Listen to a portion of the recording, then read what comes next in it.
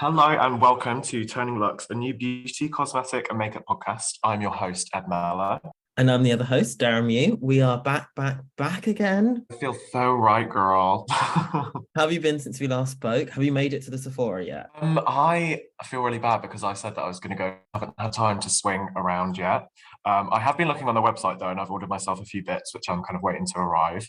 But I haven't been yet. Did you go? Yeah, I've been twice. She's been twice. Yeah. Okay, so she's already hooked. It's cute. It was very busy both times I went, obviously, and like testers were utterly ruined and destroyed. But it's nice. It was nice to see like Danessa Myricks and Makeup by Mario and Patrick Starr and being able to actually like test them and feel some of the products and stuff. So yeah, it was cute. What did you order? Well, I've ordered some Mario stuff. So I ordered the foundation because I did a wedding with my friend Helen. Shout out to Helen. She's an amazing makeup artist as well. But I did a wedding with her a couple of weeks ago, and she was using on the bride the new Makeup by Mario foundation, and it was honestly like so beautiful because I'd seen all these reviews and these TikToks online of the foundation, and I was like, this is kind of, it's not really got much coverage. It just looks a bit like kind of oily, but like her skin just looks amazing. So I was like, I'm gonna have to buy that for my kit. So I've got a few shades on the way. And then I've been looking at some of the Danessa Myrick stuff as well, but I feel like it's like a rare problem that you have with brands where there's almost like too much choice. And I'm like, I don't know what to kind of buy first because everything looks so good. Have you tried any of her products before? I haven't. My flatmate's got the like foundation balm thing, and she got shade 2 and she's like, it's too light for her, and like she's like not too much darker than me. She's still a white person. She wanted it for more of like when it comes summer, when she's got more of a tan. She's like, I'm gonna have to use like shade 4, and I'm a white person. So how does this work out when they're meant to be like light coverage? You're meant to be able to use one shade over multiple. If you're already on shade 4 out of 10 and you're a white person, it doesn't really bode well for the shade range. I guess it's weird. I mean, it's kind of good that it's almost like it's too light because I think a lot of the time with these really sheer products as well, a lot of brands bring out shades that are most of the time great for white skin, but sometimes not even for like people like me. I'm quite fair. Like the lighter shade will be too dark for me. So in some ways, I guess it's reassuring that there are shades lighter. But if she's like you said, shade number 4 out of 10, how does that bode for like deeper skin tones? But I have a feeling with Danessa because she's such a amazing like product formulator and innovator in terms of like textures and shades, and obviously a lot of the imagery that she posts is kind of based around like deeper skin tones and educating makeup artists about that. I feel like she would probably have like worked it out, but I guess you never know with new product launches. Sometimes they like release a really limited shade range to see how it like performs, and then they'll come out with more shades later. I don't know why I went such a rant about like shade matching. Definitely true. I mean, they didn't have the shades, I think, in Sephora, so it's hard to like test them and stuff anyway. So yeah, I can't say how dark they go, but It was just interesting her being like, yeah, it's not the right shade, and like yeah, it's too light, and yeah, hopefully they do go like deep enough. I think I've seen like reviews on it, and I feel like some of the reviews I've seen, they do go quite deep. So fingers crossed it does. To me, when I tried like the non-colored one, it just felt really oily and greasy, and I was like, I thought this was meant to be a blurring, almost like soft matte kind of finish or natural finish, and I was like, this is oily. I was like, don't think it's for me. Yeah, I'm curious to try it because it seems like a really innovative product in terms of like its formulation. Like it, like you said, it kind of I would assume as well that it'd be more of that like silicone kind of mattifier that you put on top of like foundation instead of using like a powder, but it still has like a bit of coverage, and then you've got like the clear one. So I'd be curious to see what it actually feels like and how it performs on the skin, like in front of a camera as well. So maybe I'll have to get some of those and try them. More things to buy, just what you need. Yay, more of a reason to go shopping. Well, let's kick off this month's episode and get stuck into some beauty news. Amazing. Sounds super exciting. Fenwick, joined by their 2023 resident artist Rob Draper,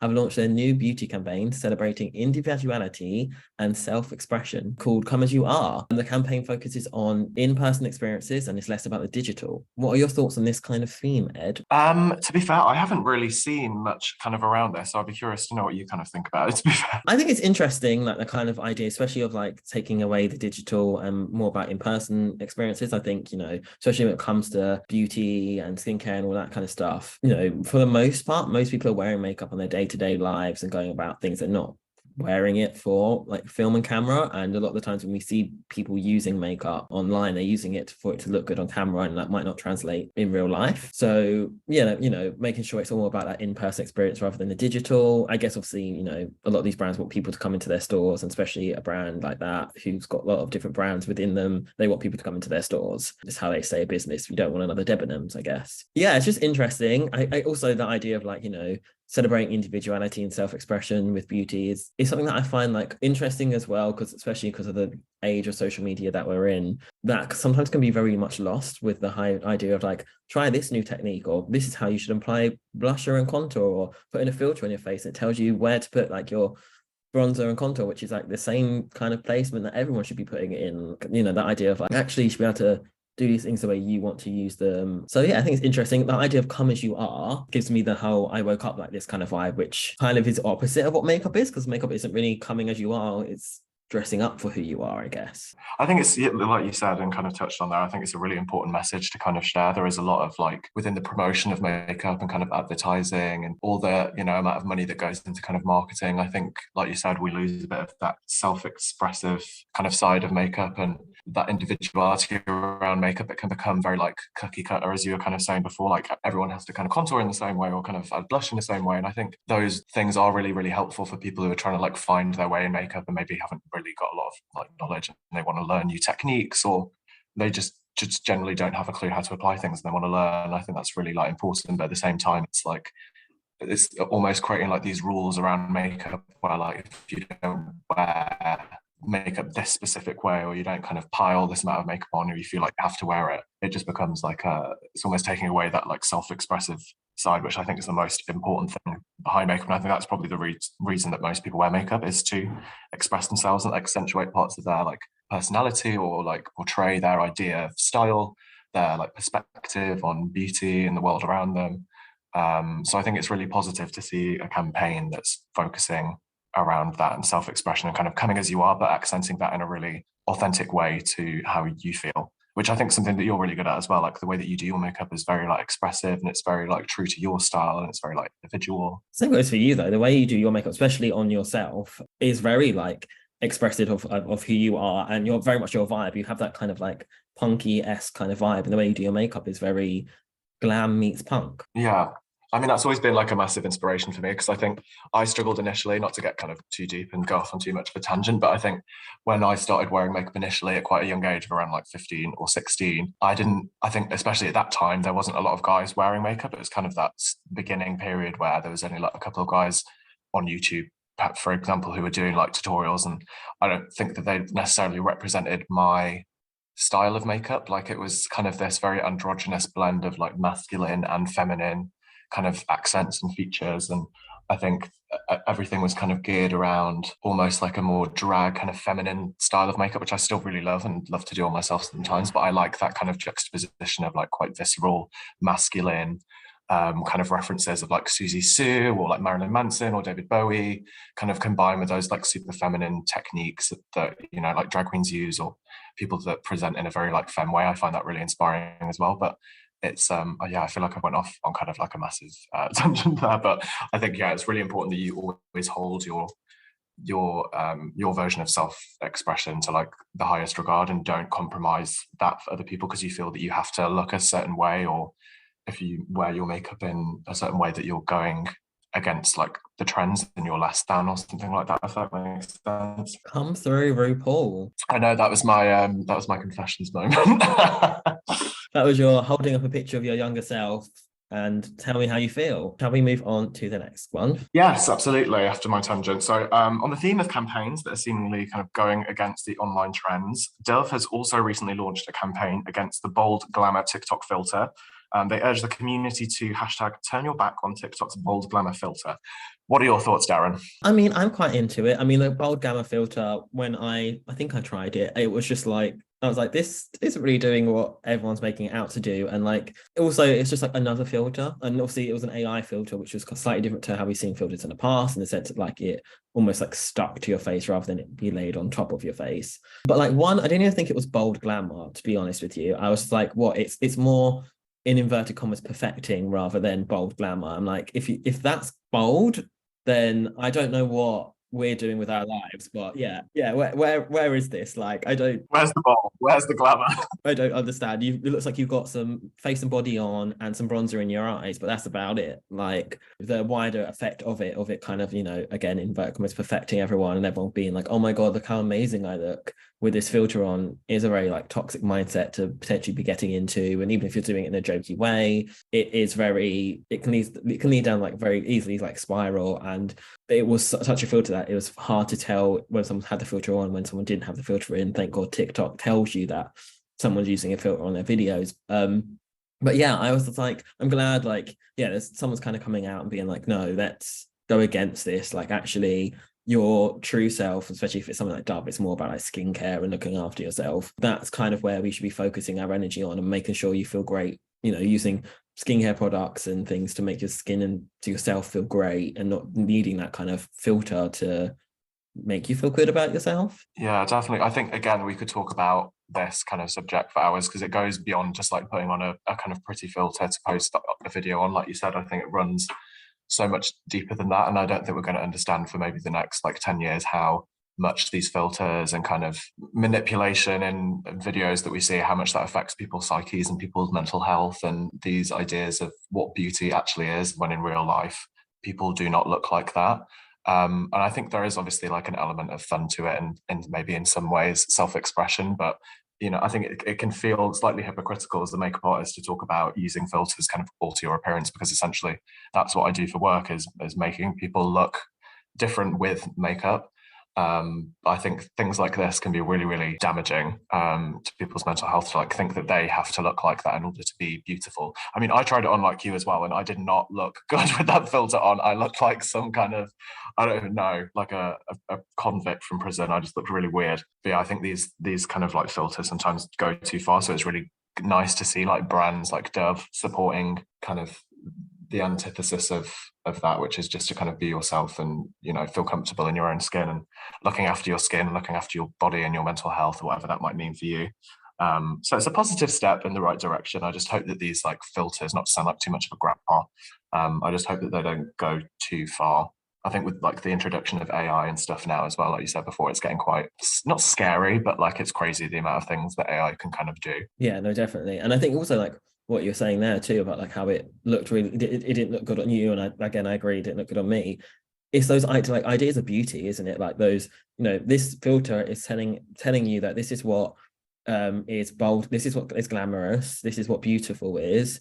You should have a more square jawline, a more cheekbones, bigger forehead, more tan skin. But that's not going to work on every single person. And I saw a lot of people using the filter being like, this makes me look like Draco Malfoy, or this is making me look really ashy and stuff like that. Like, actually, again, this is just a new way of making people have these horrible beauty standards that are often Eurocentric as well, or taking on bits of people of color that it likes while we still live in a racist society. It's doing all those kind of things without actually, in the worst kind of way as well. Yeah, completely. Well, I think on that note, we should move on to our chat with Glen. I'm so excited. It's going to be amazing. And now I'm very, very excited to be able to introduce our fabulous first ever guest on the Turning Lewks podcast. So we are joined by the fabulous, the iconic, and the very exciting Glen Edwards. Welcome to the show, Glen. How are you? I'm good. Thank you for that lovely introduction. How's things with you? Do you want to just quickly introduce yourself a little bit too? It's like who you are, what you do in a little bit. As mentioned, I'm Glen. I have been like absolutely in love with makeup since I was a teenager. I did workshops as part of an LGBT youth group with a Dublin-based drag queen when I was 15. And from then on, I just got like obsessed with makeup and drag and that kind of transformation. I went on then to be a little drag queen in the little Dublin scene, and then went to uni to study prosthetics, theatre makeup and character design. And then I had a wee moment on Glow Up Ireland and happened to take that crown. And now I'm living in London and working for me. Nice. What was it like competing on Glow Up Ireland? It was kind of like a weird experience because you expect it to be extremely stressful. But for me, I didn't really find it that stressful. And that sounds a bit like, I'm just that good. No, it was just like, we literally, most of the day we waited around to film. which is, killer because you're bored and getting nervous about actually having to do the looks. But then the only time we had to do anything was just sitting down to do makeup. Like, it would be a lot more stressful if they gave us a time limit and had us do open heart surgery, but really we just had to put makeup on. So at the end of the day, there was no risk. Like, what was the worst that could happen? Oh, your makeup isn't good. Okay. But it was actually loads of fun because all I have to do was worry about makeup and nothing else in the world. I was just going to say, what do you feel like your favourite challenge was, or like your favourite moment for the show that you were maybe like really proud of, or like you got really great feedback on, or something like that? I actually have like so many moments in the show that I was like, wow, I actually managed to do that, because beforehand, like, I don't tend to repeat looks, so I didn't practice any of the looks. I just drew them out and was like, this will work. So some of them I was like, I don't know if this will work. So I really loved, like, I did a gender queer look and I wasn't sure if it would all blend and look good, and I actually loved it. It looked great in images. And then I did a look on the like semi-finals episode. Second last episode was one of my favorites for all of my looks in it, because I did the challenge was for the headpieces for Palmic Special.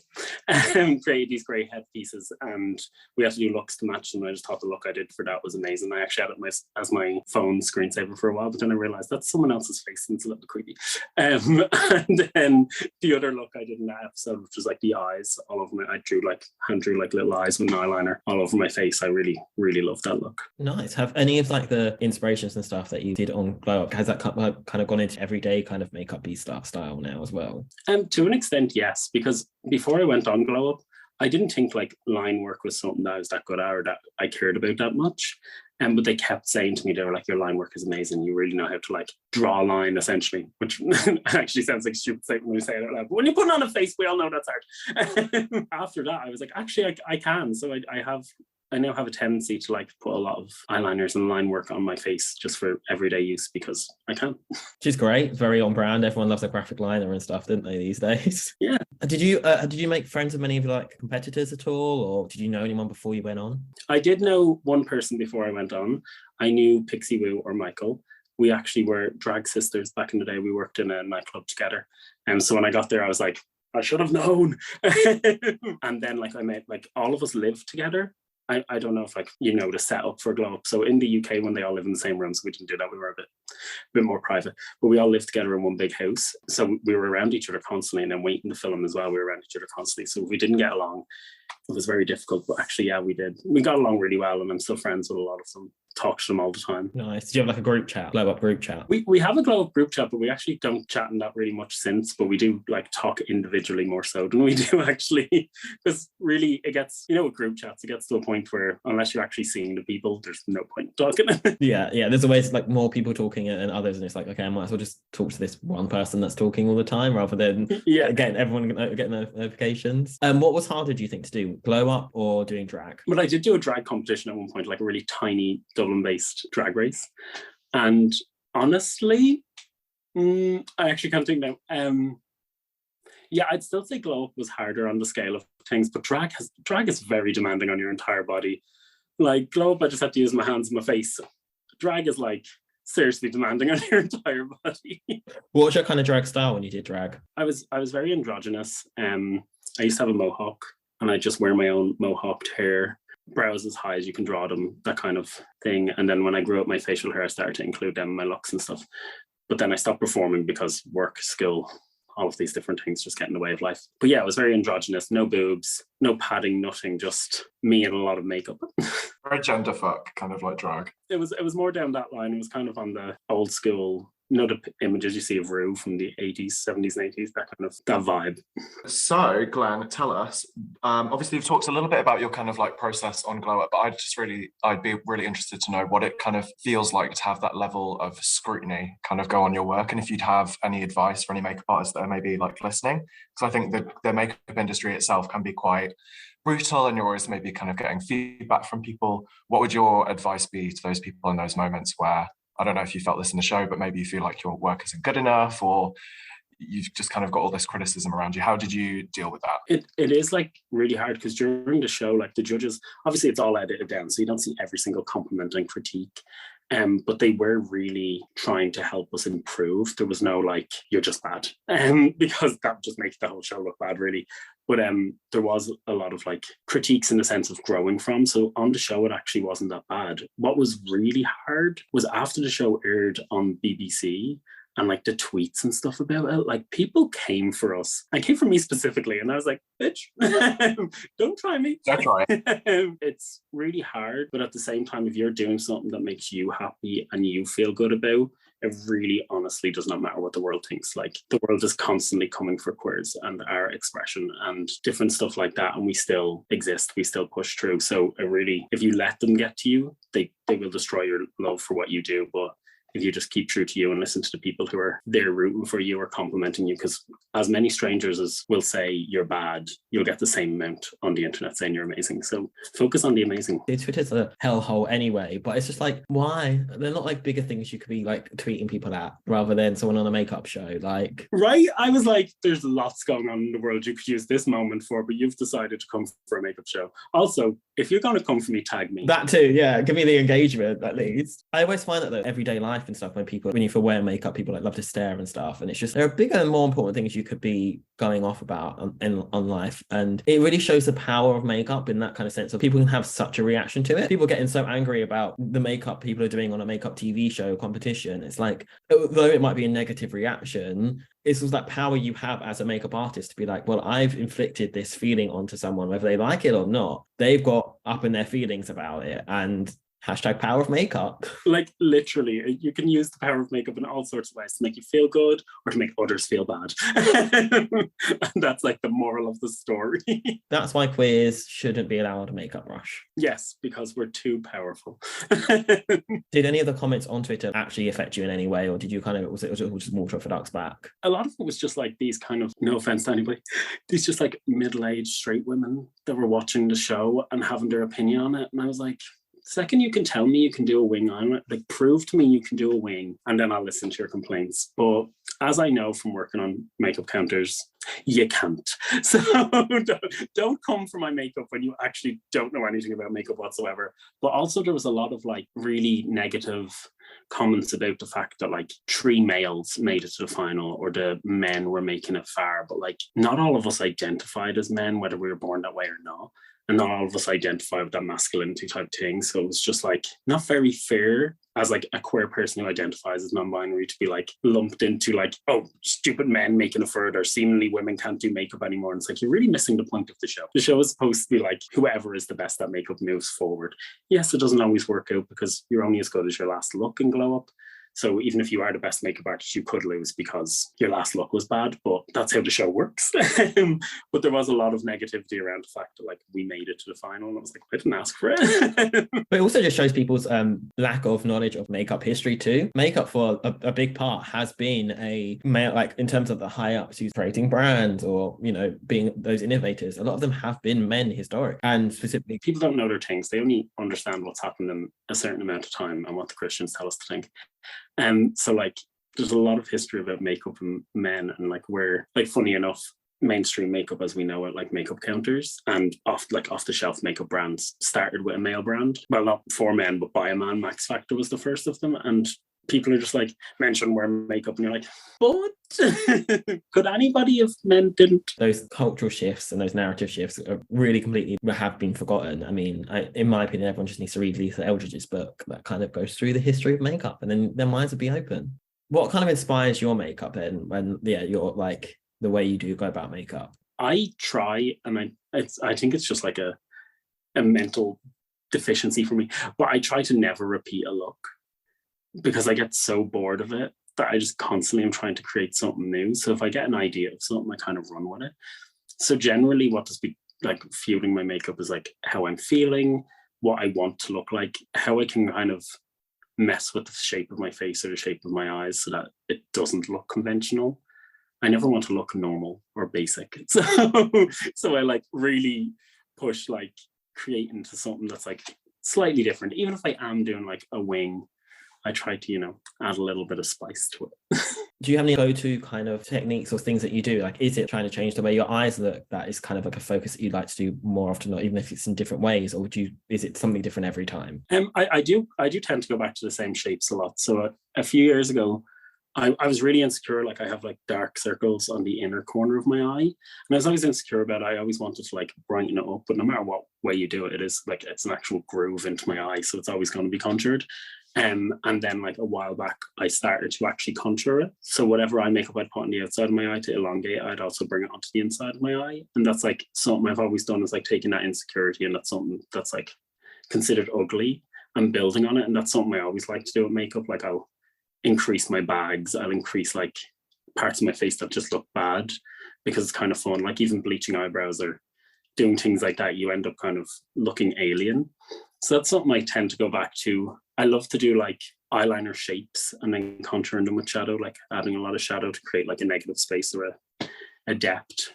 And then just line work. They're like my three staples is that corner eye, just contouring eyeliner, and then just doing crazy line work for fun. That's definitely what I really love about your work. Like, it's super creative, it's really interesting, very dynamic. Like, the way that you do line work is so impressive. Like, the symmetry or like the asymmetry and the way that you balance is so like well thought out and intelligent. And something else I'd be really interested to like ask you about, because it's what I love about the content that you post, is your face charts.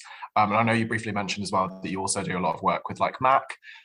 So talk us through, like, with your face charts, is that something that really started your passion in makeup, or is it more the other way around, where like you started with makeup and that fueled your passion to kind of start doing face charts as well? It was actually Glow Up that I started doing face charts for, because for my birthday that year, I got an iPad Pro and I started to do like digital face charts, which actually saved my life on the run up to Glow Up, because you get 10 days, you get 10-day warning to the shooting of it, and you get like given the briefs over time on the run up, not like all at once. So being able to like really like whack out digital face charts helped me a lot. And then I just liked how they looked on my Instagram page. So when I was posting my glow up looks, I was like, I want to have my like face chart on there, because that's how it started. And then I also wanted to fill a gap, because I wanted to have a lot to post, so I could post every day without, you know, posting the same thing repeatedly.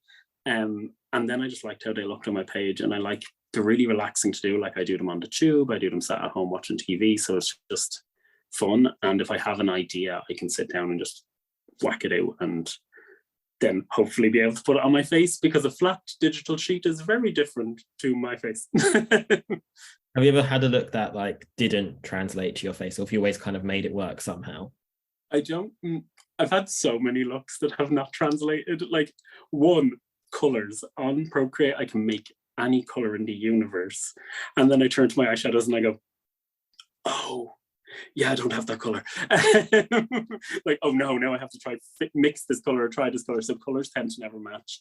And a lot of the time, like, I've hooded lids, so a lot of the line work I draw on the iPad doesn't actually work on me the way it does on it. And like, sometimes I do them after I do the looks as well. So so the face chart does look like I did the look exactly like it was supposed to be done, but actually I've done the face chart afterwards, because I did the look on the fly on the way to work.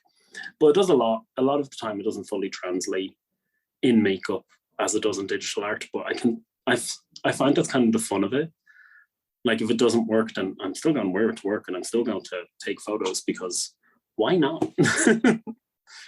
And it's nice that, like, you know, the digital has those limits too. Like, the digital can't create or replicate makeup completely, and or skill or all that kind of stuff too. So it's actually like, it's nice that there's that differentiation between the two, and the, okay, I've this color I haven't made, or I can't do this look, but how do I make it work on me? And I guess that's where your artistry comes out into it too. You've had the creativity, and now it's like the technicality of it, of making it work on a face. Yeah, like a lot of the time it is, oh God, I drew this out with lines that I could force to go straight, because digitally if you like hold down, it just goes straight, and I'm like, oh, that's not going to happen on my skin. So yeah, it is a challenge, and sometimes it's great because you can come up with huge looks on the face charts, and then translating them into reality can be kind of fun. And then other times it's like you do something really simple on your face and you're like, how am I going to draw this so I can post on Instagram, because this is so simple and the face chart is so big, it's going to feel like a waste of space. So easy, we have to try and create content these days and to be like, how am I going to make this work? I will make it work, but how? Sometimes I'm like, should I just film myself drawing on the iPad and just put that up as a clip every time I don't have a face chart? Like, maybe check into my stories later. I might have one. That's a good idea, though. Like, yeah, like a screen recording of you doing it. Would be really interesting to see what the process is on that. Like, it's such an interesting, like, therapeutic thing to watch. I would personally love to see it, so definitely post it, please. Maybe I will. Ed, do you use face charts often then, or? You know what, it's really funny that you mentioned face charts. I used to really be into kind of drawing, and that's kind of where my like passion for creativity and makeup started. My mum, I remember, bought me like when I was maybe like 16, a pack of like 20 face charts that she'd found on Amazon in preparation and kind of going to uni. But when I got to uni, my course leader, who was a very stern woman called Denise Red, she once kind of told me that face charts were the devil and they were not to be trusted, and we could never ever use them ever. So even though I really enjoyed making them, and I think they're a really useful like tool to use in experimenting with ideas and coming up with new concepts, I got out of the habit. But maybe I'll start getting back into them again. You've inspired me, Glenn. Well, good. I hope my face charts come for some good, because they only get about 11 likes. So. Ed kind of mentioned it there about his kind of journey in makeup. What was the first piece of makeup you ever bought, or had bought for you, or just yet had? I'm not going to talk about the first bit of makeup I bought, because I bought a lot of like really cheap like Claire's accessories makeup and stuff at first, because I was, you know, asbestos. We love it. Yeah, I was trying to hurt myself. I didn't think I needed skin. But I remember distinctly buying, when I was doing a drag show at one point, and I'd been using all my other makeup, I had different bits and bobs, but I remember my aunt bought me a Russian red lipstick from MAC. I still have the actual lipstick. I wouldn't put it on my lips now, I'm just saying, but oh, I love that. That just like deep red was one of the first like classic, because obviously everybody knows the classic MAC bullet. And then having that, I was like, this is my fancy lipstick. Okay, I didn't know at the time that MAC wasn't the like highest price point you could go to, which is baffling now, because back then I was like, this is expensive. But like, yeah, I really remember that moment, and that like it was for a specific look, and just I was like, just the perfect red. I love that they've got like now got that memory with that lipstick. And do you say you still have it as well now? Yes, I still have that lipstick, and like 4 other Russian reds that I just keep because it's my favorite color. Was it always your favorite color, or has it become a favorite color since? It's literally my favorite color because of the memory. Like I just love, like I do really like the red that it is, but I just love that memory and that time. I wore it all the time and drag then after that. It was brilliant. Yeah, I think makeup can be really sounds a bit silly, but it can be very sentimental. Like you can attach yourselves to products or maybe like specific looks because they mean something really specific to you at a time in your life. And for a lot of people, makeup can be like that. What's it called? Like a life vest. Like it can be something that really keeps you like stable. And for some people, like that might be a Ruby Woo like lipstick. I remember I think I've probably got bits in my makeup kit that are like 13 years old, but I just keep in there as like a reminder of like where I started, and even it's probably like gone off and like their brushes with loads of hairs missing, or like the polish is chipped off, but I just keep them in there because it's nice to have that memory of where you started and where you've come from. Oh, I'm so sentimental. I have so much, and like obviously I moved from Dublin to here last year, and I brought things with me that I could never put on my skin because they're so old, and like some of the first makeup I got, but I'm like, this just means so much to me. Is there any makeup like that kind of makeup, the sentimental makeup that they don't sell anymore that you've got that sentimental feeling for? I have a Naked One palette, like the original or Naked palette. Oh. Did I use it much? No, because actually it didn't really function that well, let's be honest. All the dark shades were actually shimmers, and that just didn't function for me. So I barely used it, but I still have it, and I'm like, this feels like, you know, a relic or something now because it's all gone, no longer exists. I also have some other like different like shades of things, like cyber lipstick, because that's gone now, and different bits and bobs that I'm like, oh, I'll never get this again, and this has definitely gone off. One of the things me and Ed were talking about earlier was about like around authenticity. How do you think like personal authenticity and being your true self plays into makeup specifically for you, and like how's it linked to like your identity and how you like to go about your day-to-day life? Yeah, like it's kind of, I'm going to go into a long story now, sorry. I like to chat. With makeup, with my like journey of learning about drag and learning about makeup when I was a teenager, I went through a whole space of not knowing what gender I was, which I think a lot of non-binary and queer people go through at some point. I thought I was trans because I was like loving makeup so much, I was loving drag so much, I was loving the femininity of life, and I always did. And then like makeup really helped me experiment with that. My drag persona of being like quite androgynous, and it really helped me realize that I was actually queer, and it wasn't about what side of the gender I needed to be on. It was about being me, and that has really helped. And then like in Dublin, when I was wearing makeup on the streets, it's not exactly safe because it's quite a small place, but a lot of rough people. So now, since I moved to London, being able to wear makeup in public has become like a huge part of who I am. And when I go home or when I spend like time off work and I don't have a face on, I'm like, I feel like uncomfortable, not myself. So it just really like makeup has given me that space to be me. And like I'm a little bit overweight, so I don't feel like I can dress the way I want to because one, it's hard to get clothes at my size, but two, because I just don't feel comfortable in certain clothes at the moment, but I can be who I am in my face because I can take like the grunginess of the makeup I love to do or the precision or anything like that and just be me 100% with the makeup. So it really does help me be me. It's really sweet. Ed, that kind of almost times back what you were saying earlier when you were first like, exploring makeup and that kind of the masculine and feminine kind of side of things. Yeah, definitely. I think I relate to so much of what you just said there, Glenn. I mean, to the point of like every single thing, I was like, yeah, I remember feeling exactly the same. And I think we belong to a sort of generation that's almost pioneering in that sense. I think this obviously isn't something that's brand new. Like we know being genderqueer or non-binary or trans is not a new concept at all, even though people love to conflate that it is. It's something that's existed for, you know, centuries across different cultures, whether you look at like two-spirited people, you look at kind of tribal history and tribal makeup and how it was used by men and women almost as like a kind of war paint, which I think is kind of what you described there. It's using makeup as a way to feel like confident and that you're expressing yourself in the most authentic way. And I think people try and take away from that and make it out to be something that it's not, which is all disingenuous or inauthentic, or you're trying to like trick people into thinking that you look a certain way when you don't, when actually it's just about feeling comfortable in your body and your gender and how you want to present yourself and not worrying about what anyone else thinks. And obviously you were talking about the kind of history of makeup before and how it's existed for hundreds of years, and what we're seeing now is nothing new, even though there are new looks and new products and new innovations.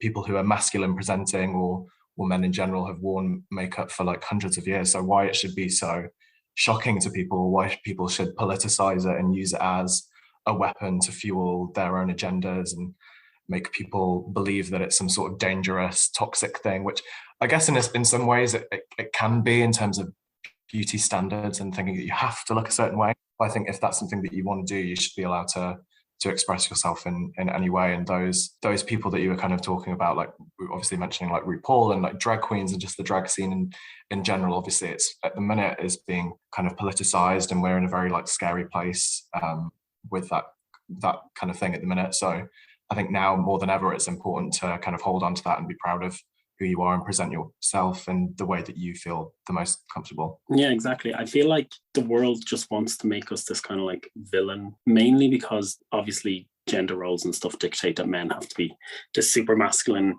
non-yielding thing. But it's also that sexism dictates a woman is less.